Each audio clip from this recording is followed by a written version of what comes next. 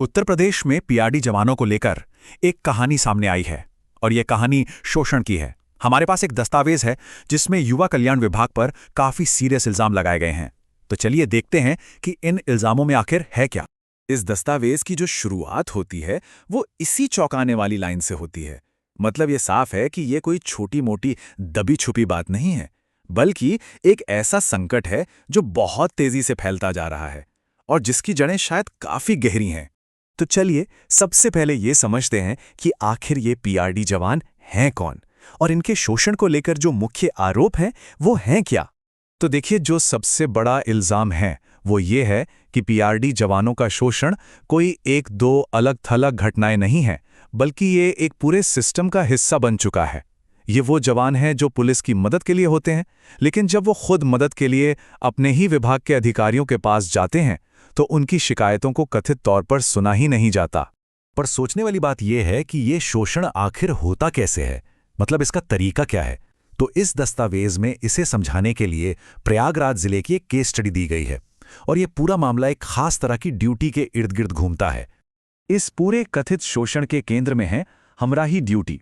आसान भाषा में कहें तो अधिकारियों के साथ उनकी पर्सनल सिक्योरिटी में तैनात रहना। और सोर्स का कहना है कि यही ड्यूटी जवानों पर प्रेशर बनाने और फिर उन्हें सजा देने का एक जरिया बन चुकी है। और ये होता कैसे है?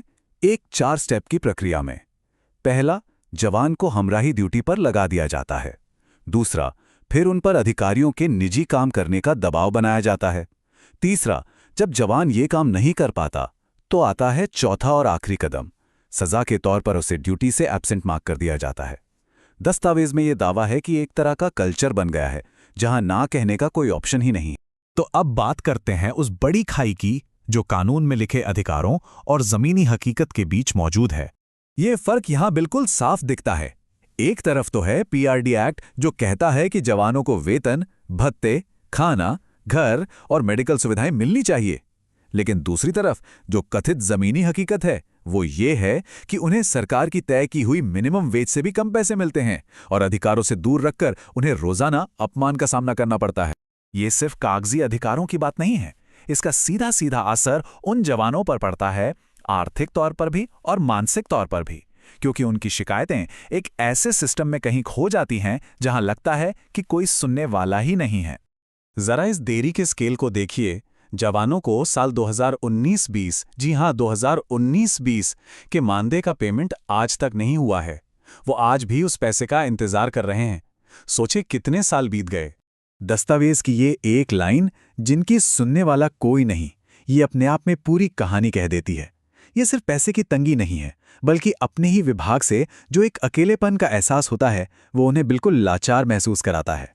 तो अब सवाल ये उठता है कि भाई, जिस डिपार्टमेंट पर इन जवानों की जिम्मेदारी है, यानी युवा कल्याण विभाग, उसका इन सब पर क्या रवैया रहा है, उनका कथित रिएक्शन क्या रहा है।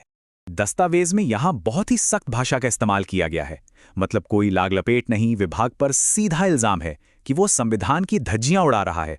ये अपने आप में बहुत बड़ा आरोप है कि जिस विभाग को कानून के हिसाब से चलना चाहिए वो खुद उसके उसूलों के खिलाफ जा रहा है।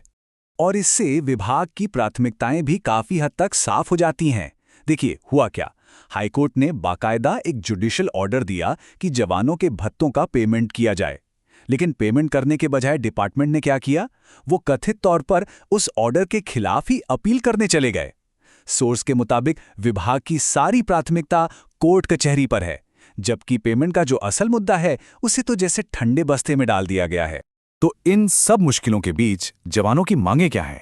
बहुत ही सीधी, बहुत ही बेसिक। पहली, उन्हें उनके कानूनी अधिकार मिले। दूसरी, उन्हें सम्मान के साथ काम करने दिया जाए। और तीसरी, उनका जितना भी बकाया पैसा है वो फौरन चुकाया जाए।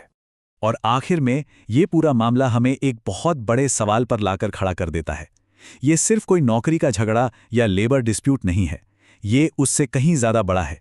ये सीधा सीधा हमारे कानून के राज, हमारे रूल ऑफ लॉ पर एक सवाल खड़ा करता है। और यही वो सवाल है जिसके साथ ये दस्तावेज हमें छोड़ जाता है। ऐसे में संविधान की स्थिति क्या होगी? ये एक ऐसा सवाल है जो सोचने पर मजबूर करता है, खासकर तब जब वही लोग अनसुने रह जाएं जिन पर व्यवस्था की मदद करने की जिम्मेदारी है।